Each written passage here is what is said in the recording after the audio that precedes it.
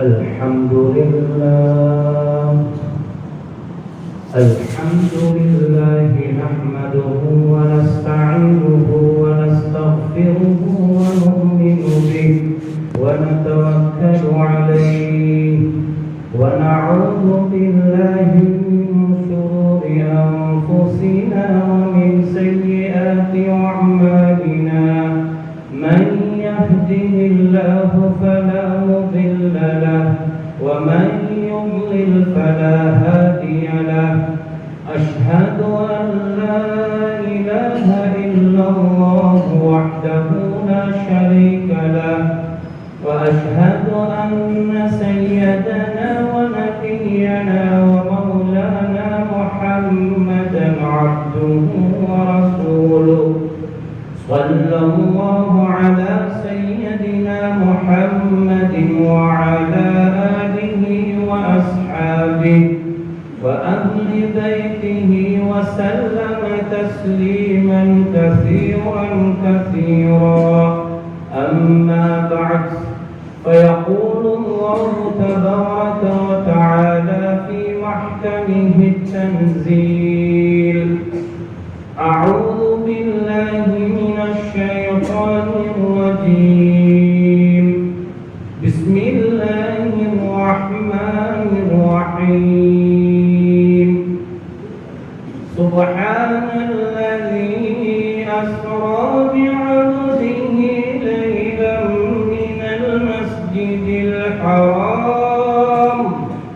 من المسجد الحرام إلى المسجد الأقصى الذي باركنا حوله لنريه من آياتنا إنه هو السميع البصير وقال أيضا ذلك ومن يعظم شعائر الله فإنها من تقوى القلوب صدق الله العظيم وقال سيدنا رسول الله صلى الله عليه وسلم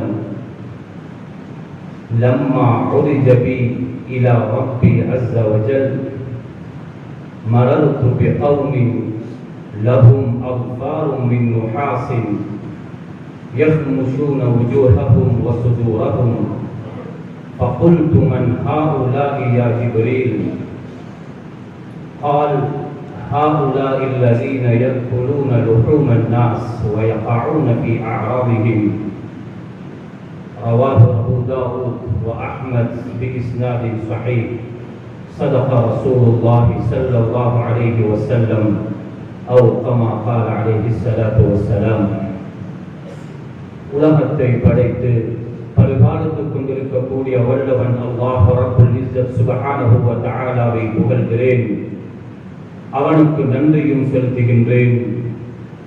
இந்த உலகத்திற்கு அனுப்பப்பட்ட நபிமார்கள், சஹாபாக்கள், தாபிஊன்கள், தபஅ தாபிஈன்கள், தலைவர்மார்கள், திருக்கதர்சிகள் அனைவர்களுக்கும் தலைவராக கடைசியாக இவ்வையகத்திற்கு வருகை தந்த எங்கள் உயிரிலும் இனிய முஹம்மது ரசூலுல்லாஹி ஸல்லல்லாஹு அலைஹி வஸல்லம் அவர்கள் மீதும் அவர்களின் வாழ்க்கை வழிமுறைகளை உலகத்திலே யாரெல்லாம் பின்பற்றி வாழ்ந்தார்களோ அத்துணை சஹாபாக்கள், நல்லடியார்கள், நல்லவர்கள் அனைவர்கள் மீதும் அல்லாஹ் ரப்புல் இஸ்ஸத் சுப்ஹானஹு வ தஆலா காலமெல்லாம் ஸலவாத்தும் ஸலாமும் சொல்லி அருள்வானாக.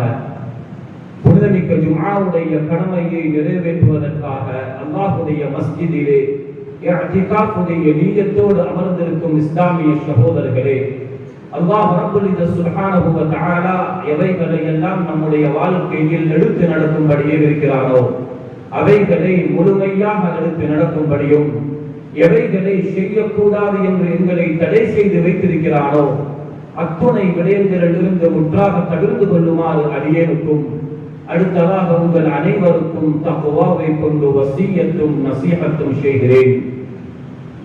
அன்பின் இஸ்லாமிய சகோதரர்களே, அல்லாஹ்வுடைய நல்லடியார்களே, இஸ்லாத்துடைய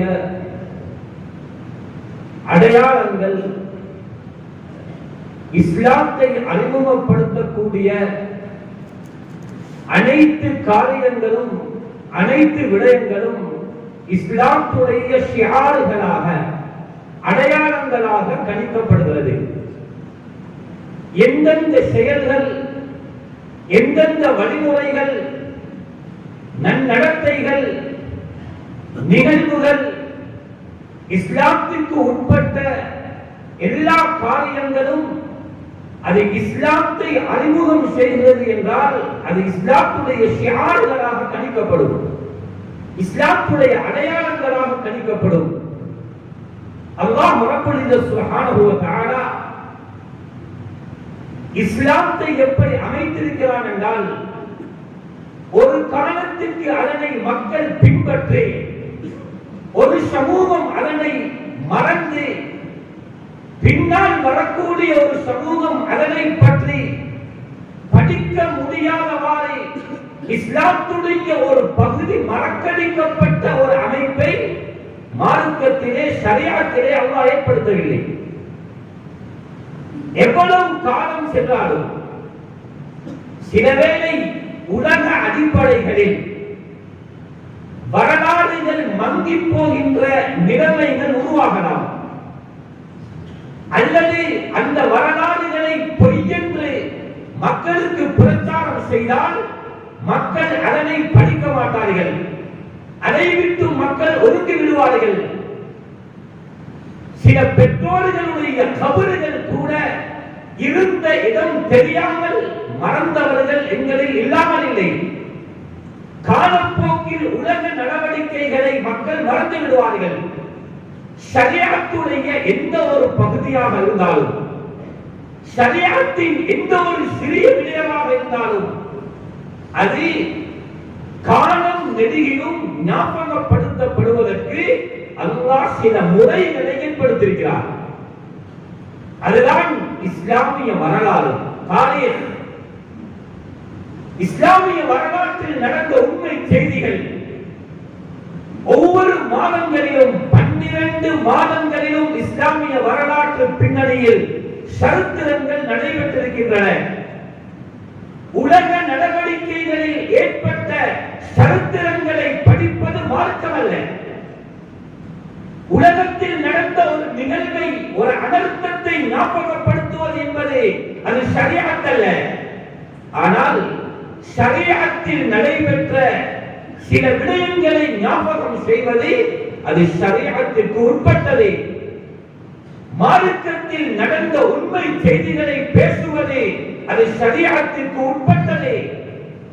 இஸ்லாத்துடைய அடையாளங்களை ஒரு மனிதன் பெரிதுபடுத்தினால், அதனை கௌரவப்படுத்தினால், அதற்கு மரியாதை கொடுத்தால், இஸ்லாத்துடைய சின்னங்களை மதித்தால், குர்ஆன் சொல்லுது, ذلك ومن يعظم شعائر الله, அல்லாஹ்வுடைய அடையாளங்களை, ஷிஆர்களை யார் தஅதீம் செய்வார்களோ, மரியாதை கொடுப்பார்களோ, فإنها من تقوى القلوب, அது ஒரு மனிதனுடைய உள்ளத்தின் இறையச்சத்தில் நின்று உள்ளது. உலமாக்கள் ஷிஆருல் இஸ்லாம் எது என்பதை பல நூற்றுக்கணக்கான விடயங்களை எழுதியிருக்கிறார்கள். அதான் இஸ்லாத்துடைய ஒரு ஷிஆர், அதானை அழிக்க முடியாது.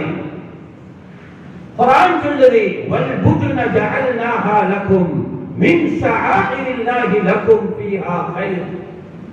கொழுத்த ஒட்டகங்கள் அல்லாஹ்வுடைய அடையாளங்கள் என்று உள்ளது. இன்ன ஸஃபா வல் மர்வா மின் ஷஆஇரில்லாஹ், ஹரத்துடைய எல்லைக்குள் இருக்கக்கூடிய 2 கட்டையான மலைகள். இந்த ஸஃபா மர்வா என்பது அல்லாஹ்வுடைய ஷிஆரில் நின்றும் உள்ளது, அடையாளத்தில் நின்றும் உள்ளது. மாதங்கள் என்ற அடிப்படையை எடுத்தால் இஸ்லாமிய மாதங்களில் நடந்த நிகழ்வுகள் ஞாபகப்படுத்தப்பட வேண்டும். அந்த நிகழ்வுகளை மக்கள் படிக்க வேண்டும். ரஜபுடைய மாதத்தின் கடைசி பகுதியில் இருக்கிறோம். இந்த ரஜபுடைய மாதம் சாதாரண ஒரு மாதம் அல்ல, இது ஒரு சிறப்புக்குரிய மாதம். ஷரியத்தில் இந்த மாதத்துக்கு சிறப்பு சொல்லப்பட்டிருக்கிறது. மின்ஹா அர்பஅத்துன் ஹுரும், 4 மாதங்கள் சங்கையான மாதம் என்று குர்ஆன் சொல்லுது. அந்த 4 மாதங்களுடைய பேர்களையும் குர்ஆன் சொல்லல. ஹஜ்ரத் ரசூலுல்லாஹி ஸல்லல்லாஹு அலைஹி வஸல்லம் அவர்கள் சொன்ன ஹதீஸ் புகாரில முஸ்லிம்ல இருக்கிறது. ஸல்லல்லாஹு அலைஹி வஸல்லம் அவர்கள் சொன்னார்கள், அஸ்ஸனது 12 ஷஹ்ரா, வருடம் என்பது 12 மாதங்கள் அதிலே இருக்கிறது. மின்ஹா அர்பஅத்துன் ஹுரும், 4 மாதங்கள் சங்கையான மாதம். ஸலாத்துன் முத்தவாலியாத், 3 மாதங்கள் தொடராக வருகிறது. துல் கஅதா வ துல் ஹிஜ்ஜா வல் முஹர்ரம் வ ரஜப் முதர். சொன்னார்கள் ஸல்லல்லாஹு அலைஹி வஸல்லம், துல் கஅதா சங்கையான மாதம், துல் ஹிஜ்ஜா சங்கையான மாதம், வல் முஹர்ரம் இஸ்லாமிய மாதத்தின் வருடத்தின் முதல் மாதம், முஹர்ரம் சங்கையான மாதம், வ ரஜப் முதர் அல்லதி பைன ஜுமாதா வ ஷஅபான். நாங்கள் ஜமாத்துல் அவ்வல் ஜமாத்துல் ஆகிருந்தோமே, ஜுமாதா அல் ஊலா ஜுமாதா அஸ்ஸானியா என்று சொல்லப்படுகின்ற அந்த மாதத்துக்கும் ஷஅபானுக்கும் இடைப்பட்ட மாதம் ரஜப். இந்த ஹதீஸுக்கு முஹத்திஸூன்கள் விளக்கம் சொல்லும் பொழுது துல் கஅதா என்பதை ஸல்லல்லாஹு அலைஹி வஸல்லம் மொட்டையாக சொன்னார்கள், துல் ஹிஜ்ஜா என்று தனியாக சொன்னார்கள், முஹர்ரம் என்று தனியாக சொன்னார்கள், ரஜப தனியாக சொல்லல.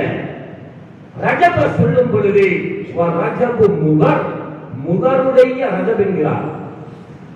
முதருடைய ரஜப் என்றால் முதர் என்பது இஸ்மு கபீரானுவார்கள், ஒரு கோத்திரத்தின் பெயர். முதர் கோத்திரர்கள் அந்த காலத்திலே ரஜபை தஅதீம் செய்தார்கள், ரஜபுக்கு தனிப்பட்ட மரியாதை கொடுத்தார்கள். ஏனைய மாதங்களை விட ரஜபை சிறப்பித்தார்கள். அதனால் ரஜபோடு முதல் சேர்க்கப்பட்டிருக்கிறது.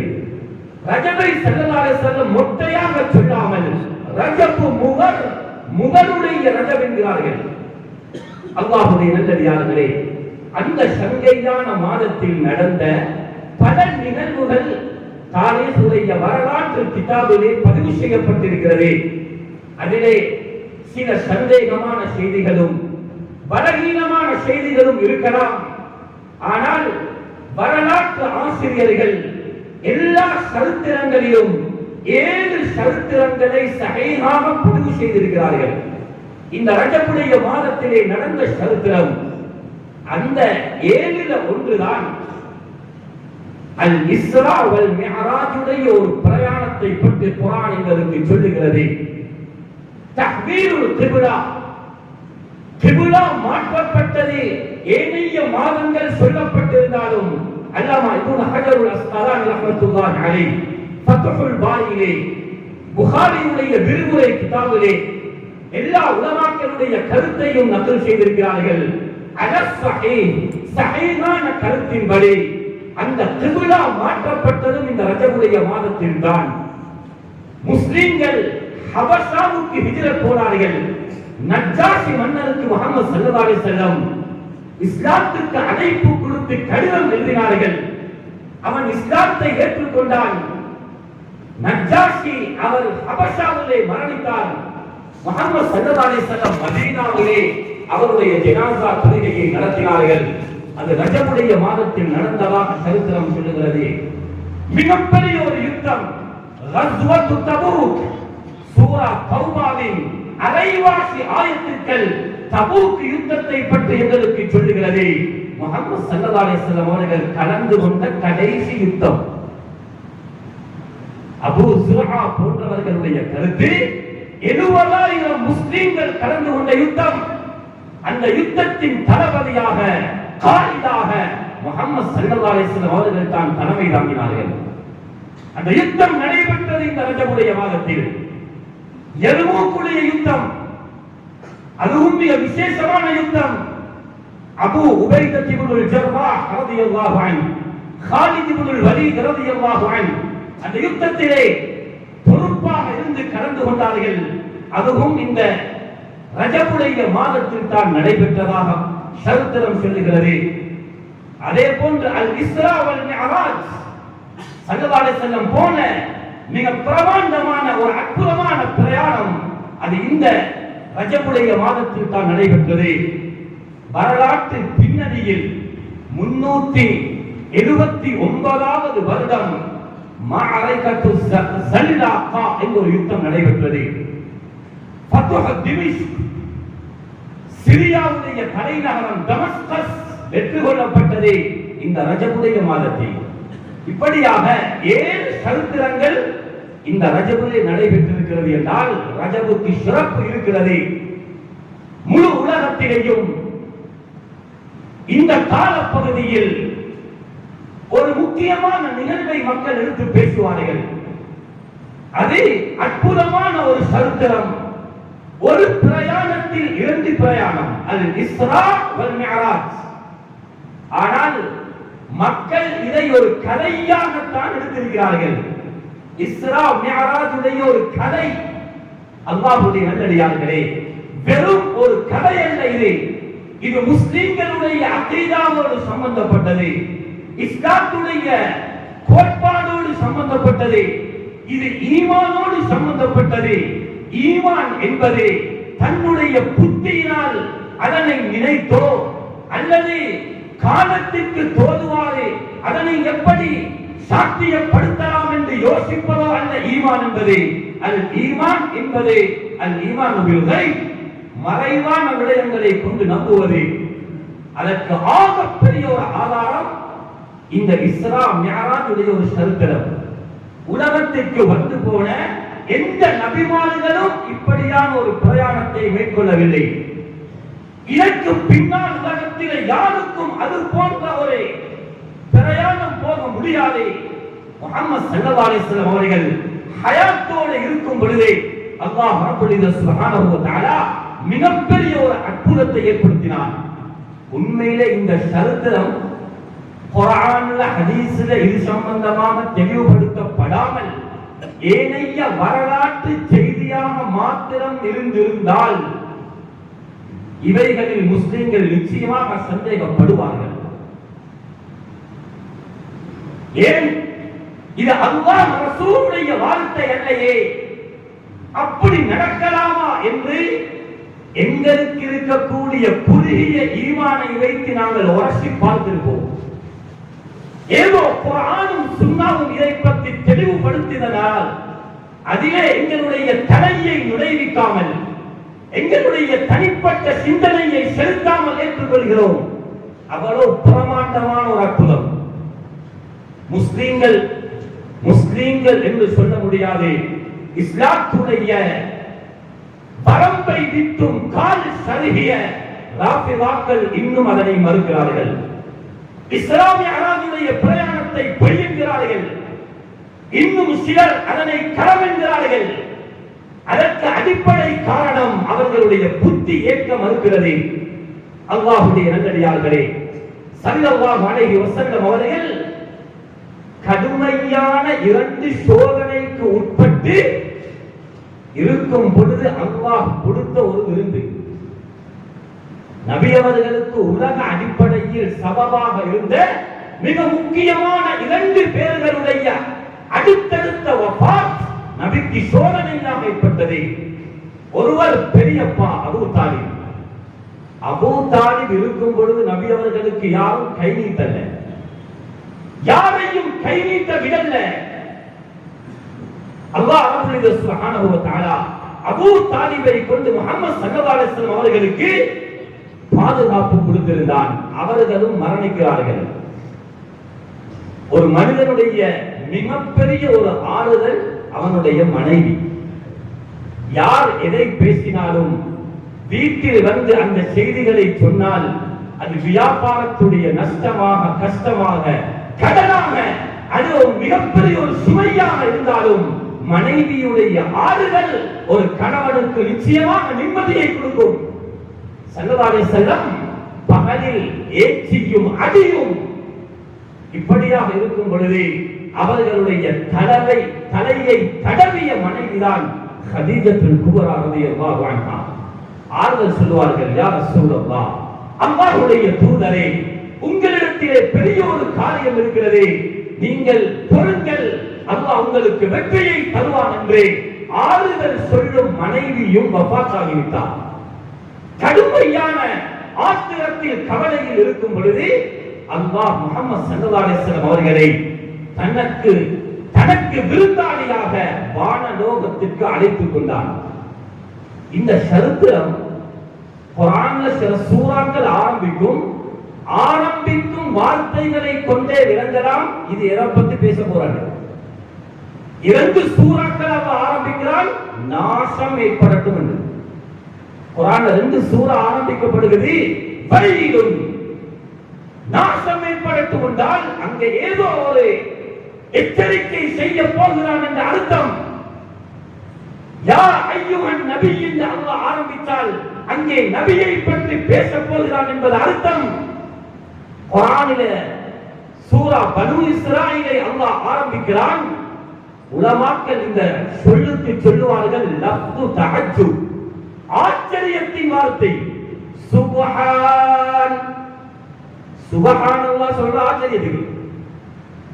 ஆச்சரியத்தை கண்டால் தான் சுப்ஹானல்லாஹ் சொல்லப்படும். ஒரு சஹாபியுடைய கபர் அங்கே நெருக்கப்படுகிறது. ஸல்லல்லாஹு அலைஹி வஸல்லம் சுப்ஹானல்லாஹ் என்றார்கள். பின்பு கபர் அதனை விடுகிறது, அல்ஹம்துலில்லாஹ் என்றார்கள். அல்லாஹ் இந்த சம்பவத்தை ஆரம்பிக்கிறான், சுப்ஹான், ஆச்சரியம். இந்த சரித்திரம் நடந்த ஆரம்பத்தில் இருந்து முஹம்மது ஸல்லல்லாஹு அலைஹி வஸல்லம் எந்த படுக்கைக்கு வந்து சேருகிறார்களோ அது வரைக்கும் மனிதர்கள் அங்க சம்பந்தப்படல, நபிமார்களை தவிர. ஒரு ஆச்சரியம். அல்லாஹ் சொல்றான், அஸ்ரா பி அப்திஹி, என்னுடைய அடிமையை நான் இரவு பிரயாணம் அழைத்துக் கொண்டு போனேன். நபி அவர்கள் இரவிலே தூங்கி இருக்கிறார்கள். ஒரு வாகனம் வந்து முன்னால் நிற்கிறது. அது ஒரு வாகனம் அல்ல, அது ஒரு மிருக வாகனம். கழுதையை விட பெரியது, கோவேரி கழுதையை விட சிறியது. அந்த வாகனத்தின் பெயர் புராக். அதனுடைய வேகம் அரபுல புராக் என்ற பருக்கின்ற மின்னலுக்கு. அவ்வளவு வேகமாக அது வெட்டிவிட்டு போகும். இந்த வாகனத்துக்கு அல்லாஹ் கொடுத்திருந்த சக்தி உலகத்தில் இதற்கு பின்னாலேயும் அப்படி ஒரு வாகனத்தை கண்டுபிடிக்க முடியாது. கண்ணுக்கு எட்டிய தூரம் பாயும் அந்த வாகனம். அதிலே முஹம்மது ஸல்லல்லாஹு அலைஹி வஸல்லம் ஏறுகிறார்கள். அது ஜஸீரத்துல் அரப், அரேபிய தீபகற்பத்தில் இருந்து பலஸ்தீனுடைய பூமி மஸ்ஜிதுல் அக்ஸாவை நோக்கி பிரயாணம் செய்கிறது. அந்த காலத்தில் பிரயாணம் செய்வதாக இருந்தால் 1 மாத காலம் போக வேண்டும். 8000 கிலோமீட்டர் என்று சொல்லப்பட்டிருக்கிறது. இடையில எங்கேயும் பெட்ரோல் அடிக்கல, அது களைப்புக்கு நிக்கல. அது ஒரு பிராணி. முஹம்மது ஸல்லல்லாஹு அலைஹி வஸல்லம் அதன் மீது ஏறி பிரயாணம் செய்கிறார்கள். இதை ஒரு யாராலும் ஏற்றுக்கொள்ள முடியுமா? மனிதனுடைய சிந்தனைக்கு ஆய்வுக்கு உட்படுத்த முடியுமா? அந்த ஆய்வின் வெளிகள் முடிவுகள் எவ்வாறு ஏற்படும்? இதான் அற்புதம். அல்லாஹ்வுடைய நல்லடியார்களே, ஸல்லல்லாஹு அலைஹி வஸல்லம் பிரயாணம் செய்து மஸ்ஜிதுல் அக்ஸாவுக்கு முன்னால் இப்பொழுது போராடப்படுகிறது. நாங்கள் எல்லாம் பார்த்து கண்ணீர் வடிக்கிறோமே, அதே மஸ்ஜிதுல் அக்ஸா, அதே இடம். முஹம்மது ஸல்லல்லாஹு அலைஹி வஸல்லம் அந்த வாகனத்தை கொண்டு போய் அதனுடைய முற்றவெளியில் கட்டிவிட்டு மஸ்ஜிதுல் அக்ஸாவுக்கு போறார்கள். அடுத்த அற்புதம், மரணித்த நபிமார்கள் அங்கே இருக்கிறார்கள். எப்படி நம்புறது? சையதுனா எல்லா நபிமார்களும் இருக்கிறார்கள். அல்லாஹ் உலகத்திற்கு ஒரு பாடத்தை படித்துக் கொடுத்தான். எந்த ராஃபிதாக்கள் அதனை மறுக்கிறார்களோ, கடைசி நபி மிர்சா குலாம் அஹ்மத் அல் காதியானி என்று அவர்கள் அந்த கடைசி நபி அவர்தான் என்பதை அவர்கள் ஏற்றுக்கொள்கிறார்களோ, அல்லாஹ் அவர்களுக்கு அங்கேயே பாடம் புகட்டினான். மரணித்த நபிமார்கள் மஸ்ஜிதுல் அக்ஸாவில் இருக்கிறார்கள். எல்லோருக்கும் இமாமாக நின்று முஹம்மது ஸல்லல்லாஹு அலைஹி வஸல்லம் தொழுகை நடத்தினார்கள். ஏன் அல்லாஹ் அப்படி ஒரு நிகழ்வை ஏற்படுத்தினான் என்றால், இவர்தான் சையதுல் அம்பியா, இவர் கடைசி நபியும் தான், எல்லா நபிமார்களுடைய தலைவரும் தான் என்பதை அல்லாஹ் அங்கே நிரூபித்தான். கொஞ்சம் யோசிங்க, இதற்கு ஈமான் இல்லைன்றால் எத்தனை கேள்விகளை கேட்கலாம், எத்தனை கேள்வி கேட்கலாம். மரணித்த நபிமார்கள் எப்படி வந்தாங்க? அது அருள் அம்பியா என்று சொல்லப்பட்டிருக்கிறது. மஸ்ஜிதுல் அக்ஸாவுடைய பூமியை பற்றி குர்ஆன் 6 இடத்துல பேசியிருக்கிறது. அருள் முகத்தஸா, பரிசுத்தமான பூமி என்று பேசியிருக்கிறது. அந்த நபிமார்கள் எங்கே வந்தார்கள்? அது என்ன தொழுகை? அவ்வாபீனா, அது பர்லா, அது சுன்னத்தான தொழுகையா? அதிலே கருத்து வேற்றுமை இருக்கிறது. நபி அவர்கள் ஏதோ ஒரு தொழுகையை இமாமாக நின்று தொழுவித்தார் என்றால் அல்லாஹ் உலகத்துக்கு படிச்சு கொடுத்தான். கடைசியாக வந்த நபியாக இருந்தாலும் இவர்தான் சையதுல் அம்பியா, எல்லா நபிமார்களுடைய தலைவர் என்பதை அல்லாஹ் அங்கே பாடம் புகட்டினார். ஸல்லல்லாஹு அலைஹி வஸல்லம் இது இராக் பிரயாணம், இஸ்ரா. அங்கிருந்து சையதுனா ஜிப்ரீல் அலைஹிஸ்ஸலாம் கீழே இறங்கினார்கள். அவர்களுடைய கையில் ஒரு தட்டு இருந்தது. அந்த தட்டில் 2 கோப்பைகள் இருந்தது. ஒரு கோப்பையில் மது இருந்தது, இன்னொரு கோப்பையில் பால் இருந்தது. ஸல்லல்லாஹு அலைஹி வஸல்லம் அவர்களுக்கு இதிலே விரும்பியதை எடுங்கள் என்று சொல்லப்பட்டது. ஸல்லல்லாஹு அலைஹி வஸல்லம் பால் கோப்பையை எடுத்தார்கள். உலமாக்கள் எழுதுகிறார்கள், மதுபானம் உள்ள ஹம்ருடைய கோப்பையை முஹம்மது ரசூலுல்லாஹ் எடுத்திருந்தால் முழு உம்மத்தும் வழிகேட்டிலே போயிருக்கும். நஅூது பில்லாஹ். அல்லாஹ் உம்மத்தை பாதுகாக்கிறான். முஹம்மது ஸல்லல்லாஹு அலைஹி வஸல்லம் பால் கோப்பையை எடுத்தார்கள். முதலாவது பிரயாணம் முடிந்து அங்கிருந்து வான லோகத்திற்கு ஸல்லல்லாஹு அலைஹி வஸல்லம் தூக்கப்பட்டார்கள். மிஅராஜ், அதான் மிஅராஜ் என்பது. முதல் வானத்திலிருந்து பிரயாணத்தை துவங்குகிறார்கள். குர்ஆனுடைய ஒவ்வொரு ஆயத்திற்கும் உலமாக்கள் தஃப்சீர் செய்கிறார்கள். இது கனவோ அல்லது ஒரு நினைவோ அல்லது ஒரு கற்பனையோ அல்ல. அல்லாஹ் அதற்கு குர்ஆனிலே நஸ்ஸை சொல்லிவிட்டான். அஸ்ரா பி அப்திஹி, அபுத் என்பது அடிமை, உயிருள்ள ஒருவர். என்னுடைய அடிமையை என்றால் உயிருள்ள உடம்புள்ள முஹம்மது ரசூலுல்லாஹ்வை நான் இராக் பிரயாணம் அழைத்துக் கொண்டு போனேன் என்பதை அல்லாஹ் அங்கே தெளிவாக சொல்லுகிறான். அல்லாஹ்வுடைய நல்லடியார்களே, முதலாவது வானத்தை கட்டுகிறார்கள். சையதுனா ஆதம் அலைஹிஸ்ஸலாம் அங்கே இருக்கிறார்கள். இப்ப பாருங்க, சும்மா யோசிப்போமே, உலக அடிப்படையில யோசிக்கிறவா யோசிப்போம். இப்பதானே மஸ்ஜிதுல் அக்ஸாவில் இருந்தாங்க நபிமார்கள். அப்ப முஹம்மது ஸல்லல்லாஹு அலைஹி வஸல்லம் முதல் வானத்துக்கு போக முன்னால அதை விட அதிவேகமான ஒரு வாகனத்துல ஹஜ்ரத் ஆதம் அலைஹிஸ்ஸலாம் போனாங்களோ? இப்படி கேள்வி கேட்கலாம். இதன் அல் ஈமானு பில் கைப், குர்ஆன் ஹதீஸ்ல சொல்லப்பட்டதை அப்படியே நம்புறது. ஒரு துள்ளியும் எங்களுடைய மூளையை போட முடியாது. அங்கே ஆதம் அலைஹிஸ்ஸலாம் இருக்கிறார்கள். மர்ஹபன் பி நபியி ஸல்லல்லாஹு அலைஹி வஸல்லம், முஹம்மது ஸல்லல்லாஹு அலைஹி வஸல்லம் அவர்களை வரவேற்றார்கள். அவர்களுக்காக வானம் திறந்து கொடுக்கப்படுகிறது. முதலாவது வானத்திற்குள்ளால் போனார்கள். அங்கிருந்து ஹஜ்ரத் இத்ரீஸ், ஹஜ்ரத் யஹ்யா, ஹஜ்ரத் மூசா, ஹஜ்ரத் ஈசா, ஹஜ்ரத் இப்படி யஹ்யா அலைஹிஸ்ஸலாம் எல்லா நபிமார்களும் ஒவ்வொரு வானத்தில் இருக்கிறார்கள். கடைசி வானத்தில் ஹஜ்ரத் இப்ராஹிம் அலைஹிஸ்ஸலாம் அவர்களையும் தாண்டி போறார்கள். அதற்கு பின்னால ஒரு எல்லை வருகிறது, ஒரு போர்டர், சித்ரத்துல் முன்தஹா என்ற ஒரு போர்டர். சையதுனா ஜிப்ரீல் அலைஹிஸ்ஸலாம் சொன்னார்கள், முஹம்மதே ஸல்லல்லாஹு அலைஹி வஸல்லம், இதற்கு பின்னால் என்னால் வர முடியாது, நீங்க தான் போகணும். சித்ரத்துல் முன்தஹாவில் இருந்து எனக்கு வர முடியாது. இந்த சித்ரத்துல் முன்தஹா இந்தஹா ஜன்னத்துல் மஅவா, அங்கிருந்து தான் அர்ஷ், அல்லாஹ்வுடைய தர்பார், சுவர்க்கம், நரகம். சையதுனா ஜிப்ரீல் கூட போகல, ஸல்லல்லாஹு அலைஹி வஸல்லம் போறாங்க. தொழுகை கொடுக்கப்படுகிறது பரிசாக 50 நேர தொழுகை. 6வது வானத்துக்கு திரும்ப ரிட்டர்ன் வராங்க. ஹஜ்ரத் மூசா இருக்கிறார் அலைஹிஸ்ஸலாத்து வஸ்ஸலாம். அல்லாஹ் உங்களுக்கு என்ன கொடுத்தான் முஹம்மதே ஸல்லல்லாஹு அலைஹி வஸல்லம்? 50 நேர தொழுகையை கொடுத்தான். உங்களுடைய உம்மத் 50 நேரம் தொழ மாட்டாது, நிச்சயமாக தொழ மாட்டார்கள். திருப்பி அல்லாஹ்விடத்திலே போங்கள். 8 தடவை திருப்பி அனுப்பினான். எத்தனை தடவை? 8 தடவை. குறைச்சி 9வது தடவை அல்லாஹ் சொன்னான், 45 குறைச்சாச்சு, 5 தான். உங்களோட உம்மத்துக்கு போய் சொல்லுங்க, முஹம்மதே ஸல்லல்லாஹு அலைஹி வஸல்லம் 5 நேரம் தொழ சொல்லுங்க, 50 நேர தொழுகையுடைய சவாபு கொடுக்கப்படும். 50 நேரம் தொழ தேவையில்லை, 5 நேரம் தொழ சொல்லுங்க, 50 நேரத்துடைய சவாபு உம்மத்துக்கு கொடுக்கப்படும். ஹஜ்ரத் மூசா அலைஹிஸ்ஸலாம் சொன்னார்கள், பரவாயில்லை, இதையாவது தொழுவார்களோ தெரியாது. பரிசாக கொடுக்கப்பட்டது. பாடசாலையில மாணவர்களை பாராட்டுவார்கள். சில மாணவர்களுக்கு சர்டிபிகேட், சான்றிதழை வகுப்பு டீச்சர் கொடுப்பார்.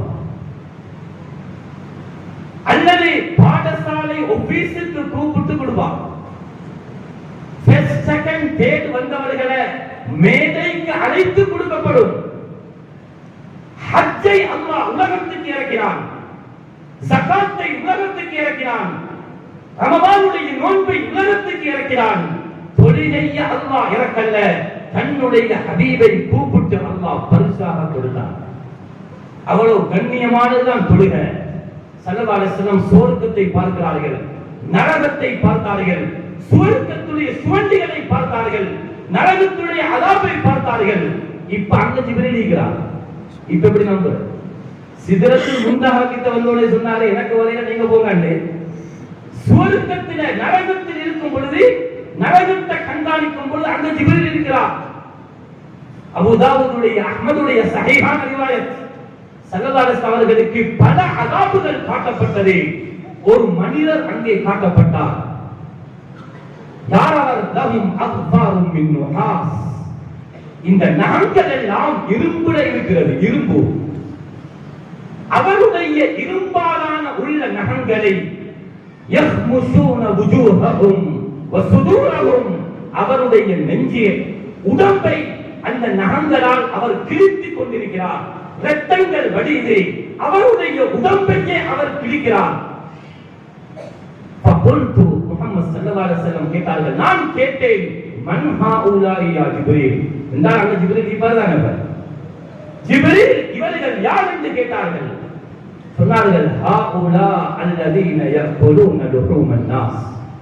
இவர்கள் தான் கடையில வாங்குற இறைச்சிகளை தின்னாம மக்கள் உசுரோட இருக்கும் பொழுது அவங்கள இறைச்சி திங்கார்கள். லுஹூமன் நாஸ், மக்களுடைய இறைச்சை சாப்பிட்டவர்கள், மனித இறைச்சை சாப்பிட்டவர்கள் இவர்கள் தான். மனித இறைச்சை சாப்பிட்டவர்களா? ஓ, வயகஊன ஃபீ அஅராதிஹிம், மக்களுடைய மானங்களில் விளையாடினவர்கள். ஆள முன்னால விட்டு பின்னால பேசினார்கள், இறைச்சி திங்கிறார்கள். நான் உண்மையிலே சொல்றேன், பின்னால பேசுறவன் முன்னால பேச தகுதி இல்லாதவன், பயந்தவன். அவன் தான் ஆள முன்னால விட்டு பின்னால பேசுறேன். சரியானவன் தான் முன்னால பேசணும். இது ஒரு சாதாரண பாவம் அல்ல. இது மக்களுடைய மனித இறைச்சை சாப்பிட்டால் பிணம் தின்னக்கூடியவர்கள் இருக்கிறாங்க, அவங்கள போலீங்க. மக்களுடைய இறைச்சை சாப்பிடுறார்கள். ஒரே சபையில இருந்து உட்கார்ந்து எழும்பி போனது பின்னால் அவரை பற்றி பேசி, வயகஊன ஃபீ அஅராதிஹிம், ஒருவர் ஒரு தவறை செய்து விட்டார், அவரது மானத்தை போக்குறதுல இவர் வேகமாக மெசேஜ் போட்டுடுவார். அவர் அதில் இன்பம் காண்றார். ஒரு ஆளுடைய பிழையை காட்ட இன்பம் காண்றார். ஒரு நிர்வாகத்தில் ஒரு பிழை நடந்துச்சு, உதாரணமா அவரை விமர்சிக்கணும், அவரோட பிழையை போடுற. ஒரு ஆசிரியர், ஒரு ஆலிம், ஒரு ஹாஜியார் ஒரு பிழை செஞ்சிருப்பார், மக்களுக்கு தெரியாது, அவனுடைய மானத்தில் விளையாடுறார்கள். முஹம்மது ஸல்லல்லாஹு அலைஹி வஸல்லம் ஹயாத்தோடு இருக்கும் பொழுதே கண்ணால கண்டார்கள். இதை இப்படியான நிறைய பாவங்களை ஸல்லல்லாஹு அலைஹி வஸல்லம் பார்க்கிறார்கள். இவ்வளவு நீண்ட பிரயாணம் செய்துவிட்டு வந்தார்கள். உலமாக்கள் எழுதுறாங்க, இரவுல படுத்த சூடு இன்னும் ஆறல. ஆய்வு செய்யப்படுகிறது, ஒரு ஆள் படுத்த சூடு எவ்வளவு நேரம் இருக்கும், ஒரு ஆள் படுத்து திரும்பினா எவ்வளவு நேரம் சூடு இருக்கும் என்று ஆய்வு செய்யப்படுகிறது. ஆய்வு சொல்லுது 4 மணித்தியாலம் இருக்குமா, 4 மணித்தியாலம். உலமாக்கள் எழுதுறாங்க, அப்படியாக இருந்தால் 4 மணித்தியாலம் அந்த சூடு இருப்பதாக ஆய்வு சொல்வதாக இருந்தால் நபி அவர்கள் மேற்கொண்ட இவ்வளவு நீண்ட பிரயாணம் 4 மணித்தியாலத்தில் தான் நடைபெற்றிருக்கிறது. எப்படி இருக்கலாம்? ஸல்லல்லாஹு அலைஹி வஸல்லம் வந்து ஈமான்ல உயர்ந்த ஒரு சஹாபிட்ட சொல்லல, தன்னை கொடுத்தா பிச்சு திண்டுவாங்க என்று யார் இருக்கிறார்களோ அபூ சுஃபியான் போன்றவர்கள் காலையில அந்த காஃபிர்கள் இருக்கிறார்கள், அவர்கள்ட்ட தான் பேசி சொன்னாங்க. ஏற்கனவே முஹம்மது ரசூலுல்லாஹ் பொய் என்று சொல்லக்கூடியவர்கள் பேசி சொன்னாங்க, நான் இப்படி ஒரு பிரயாணம் போனேன் என்று. அபூ சுஃபியான் சொன்னாராம், இவர் வளமையாக பொய் சொல்றார், இன்றைக்கு பெரிய ஒரு பொய்யை சொல்லிட்டார். ஏனென்றால் அபூ சுஃபியான் பல தடவை மஸ்ஜிதுல் அக்ஸாவுக்கு போய் அவருக்கு தெரியும் எவ்வளவு தூரம் உண்டு. உடனே அபூ சுஃபியான் கேட்டாராம், நீங்க போனதாக சொல்றீங்களே, மஸ்ஜிதுல் அக்ஸாவுக்கு எத்தனை ஜன்னல் இருந்து? மஸ்ஜிதுல் அக்ஸாவுக்கு எத்தனை கதவு, எத்தனை ஜன்னல்? போறாங்க, ஜன்னலே பார்த்து கொண்டீங்க. முஹம்மது ஸல்லல்லாஹு அலைஹி வஸல்லம் தலையை கீழே போட்டாங்க. அல்லாஹ் ரப்பல் இஸ்ஸத் சுப்ஹானஹு வ தஆலா மஸ்ஜிதுல் அக்ஸாவை முஹம்மது ரசூலுல்லாஹ்வுக்கு அப்படியே தூக்கி காட்டினாங்க. கிதாபிலே ஸல்லல்லாஹு அலைஹி வஸல்லம் எண்ணி சொன்னாங்க. அபூ சுஃபியான் வியந்து போனான். அல்லாஹ் முஹம்மது ரசூலுல்லாஹ்வுக்கு காண்பித்தான். அல்லாஹ்வுடைய நல்லடியார்களே, காஃபிர்கள்ட்ட போய் சொன்னார்கள். அபூபக்கர் சித்தீக் ரலியல்லாஹு அன்ஹு ரசூலுல்லாஹ் சொன்னல, அந்த காஃபிர்கள் தான் ஹஜ்ரத் அபூபக்கர் சித்தீக்கை அழைத்து சொன்னார்கள், உங்களில் ஒருவர் இப்படி ஒரு பிரயாணம் போனதாக சொன்னால் நீங்கள் ஏற்றுக்கொள்வீர்களா? சொன்னார்கள், யார் சொன்ன? இதோ உங்களுடைய முஹம்மது சொன்னார் ஸல்லல்லாஹு அலைஹி வஸல்லம். சொன்னார்கள், அவர் சொன்னால் இதை விட நாங்கள் ஏற்போம் என்றார்கள். ஸல்லல்லாஹு அலைஹி வஸல்லம் அபூபக்கர் என்ற பெயருக்கு பின்னால் சேர்த்தினார்கள் சித்தீக், என்னை உண்மைப்படுத்தினவர். அதனால்தான் சித்தீக் என்று வந்துச்சு. அல்லாஹ்வுடைய நல்லடியார்களே, அப்படியான ஒரு பிரயாணம் நடந்த, அற்புதமான நிகழ்வு நடந்த ஒரு மாதம் ரஜபுடைய மாதம். இந்த நிகழ்வு ஒரு நிகழ்வாக கலையாக படிப்பது மட்டுமல்ல, எங்களுடைய ஈமான் மறைமுகமான விடயங்களை கொண்டு ஈமான் கொள்வது என்பது இதுதான் முத்தகீன்களுடைய உண்மையான அடையாளம்.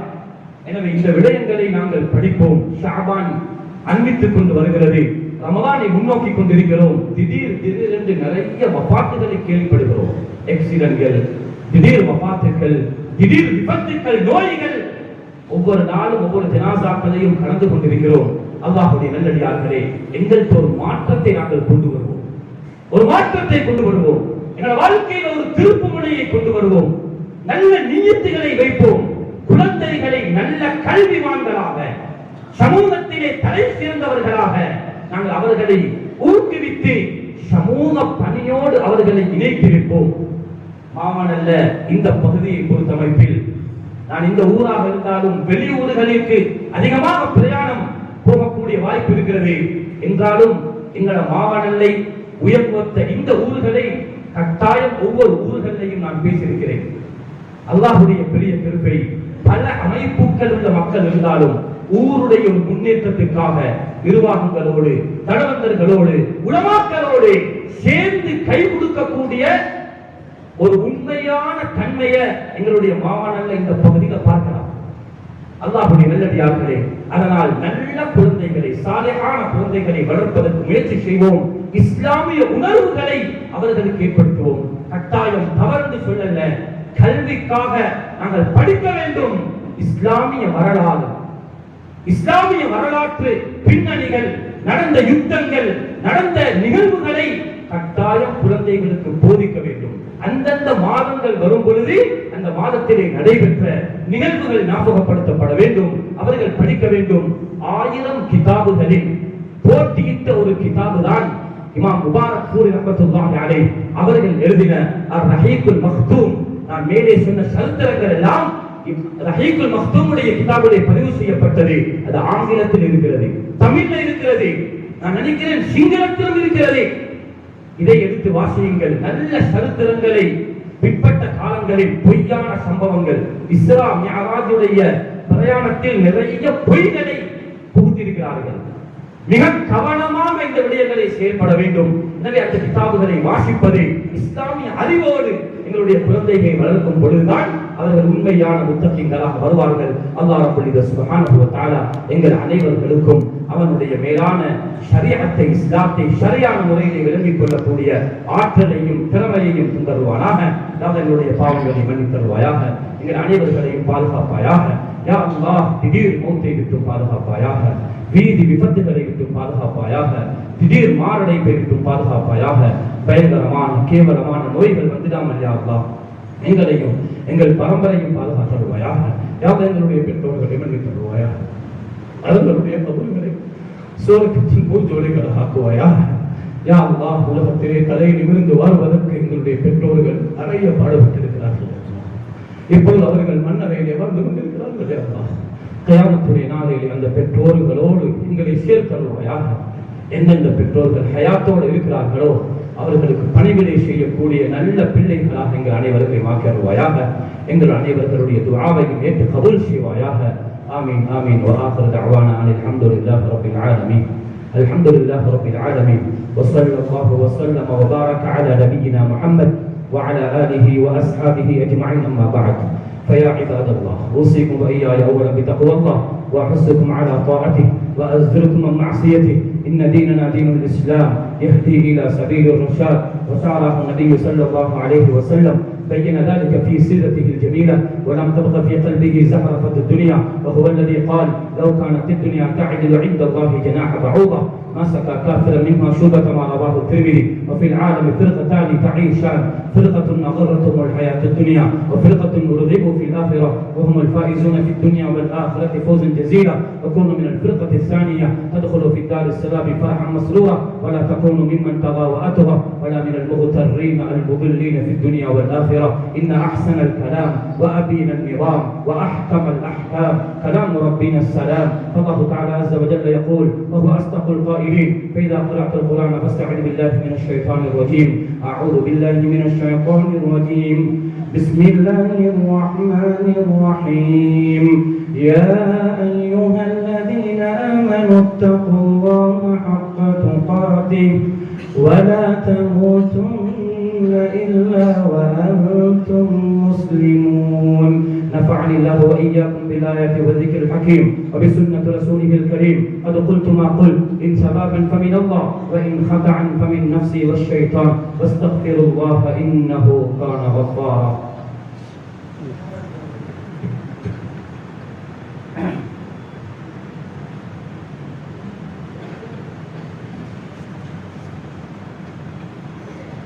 الحمد لله حمدا كثيرا كما أمر، ونشهد أن لا إله إلا الله وحده لا شريك له، رغما لمن جهد به وكفر، ونشهد أن سيدنا محمدا عبده ورسوله سيد البشر.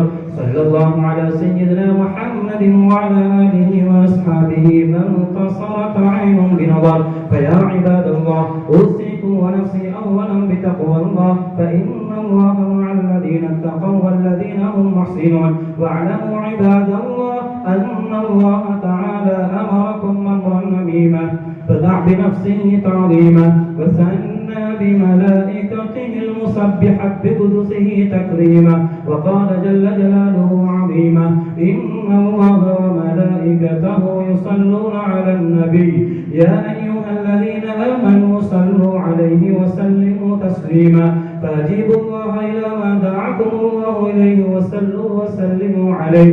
اللهم صل على سيدنا محمد إمام الأبرار وسمام الكفار وشفيع أمتنا الجبار، وعلى آله البراءة الأخيار، وارض عن الخليفة من بعده المختار وصاحبه وعيسه في الغار، شيخ الفخار المسمى بعبد الله اللطيف المكنى بأبي بكر الصديق رضي الله عنه، وعمر بن الخطاب رضي الله عنه، وعثمان بن عفان رضي الله عنه، وعلي بن أبي طالب رضي الله عنه، وعن الستة البررة الذين هم تمام العشرة، وأفضل من بايع نبيك تحت الشجرة رضي الله عنهم ورضوا عنه. أولئك حزب الله، ألا إن حزب الله هم المفلحون. وعن سرتين سيدين الشهيدين الكريمين الفاضلين المتفضلين سيد شباب أهل الجنة أبي محمد الحسن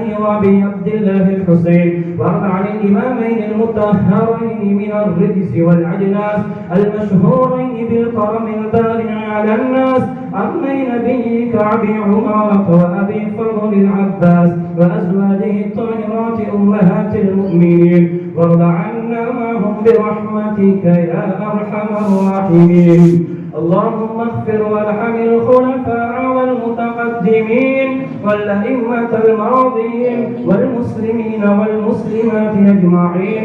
اللهم أجرنا من النار، اللهم أجرنا من النار، اللهم أجرنا من النار. اللهم لا تشفي خلقنا بالنار، اللهم لا تجعلنا من حطب النار، فإنها بئس الدار بئس المصدر وبئس القرار. ربنا اغفر لنا ولإخواننا الذين سبقونا بالإيمان ولا تجعل في قلوبنا غلا للذين آمنوا ربنا إنك رؤوف رحيم. عباد الله رحمكم الله، إن الله يأمر بالعدل والإحسان وإيتاء ذي القربى وينهى عن الفحشاء والمنكر والبغي يعظكم لعلكم تذكرون. اذكروا الله جليل الجبار اذكركم اشكروه يزدكم ويهدكم ولذكر الله أكبر والله يعلم ما تصنعون.